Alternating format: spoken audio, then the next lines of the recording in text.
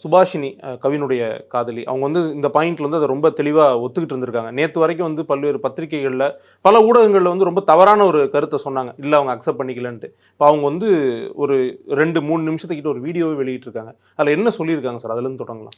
நேத்து நம்ம ஒரு வீடியோ பேசியிருந்தோம். ம். நேத்துன்னா முந்தா நாள் இருந்து என்னாச்சுன்னா, அந்த பொண்ணு வந்து எனக்கு கவின யாருன்னே தெரியலன்னு சொல்லி போலீஸ்ல வாக்குமூலம் குடுத்துருச்சு. ம். இந்த பொண்ணு தான் அந்த கவின வர வச்சு கொன்றுச்சு. இது படத்துல நடந்த சம்பவத்த மாரி நடந்துருச்சு. இப்படி ஒரு பெண்ணா, இவ்வளோ மோசமான பொண்ணான்னு சொல்லி சோசியல் மீடியாவுல அந்த பொண்ண போட்டு தாறுமாறா கிழிக்க ஆரம்பிச்சாங்க. சில மெயின் ஸ்ட்ரீம் சேனல்லயும் போட ஆரம்பிச்சாங்க. சில பிரிண்டிங் மீடியாவிலயும் இந்த செய்திய வர ஆரம்பிச்சுருச்சு. கிளாரிஃபை பண்ணாம, செக் பண்ணாம போட்டாங்க. இது சம்மந்தமா நம்ம அங்க முக்கியமான சில பேர்த்துட்ட விசாரிச்சதுக்கு பிறகு, அந்த பெண் எந்த விதமான வாக்குமூலமும் குடுக்கல.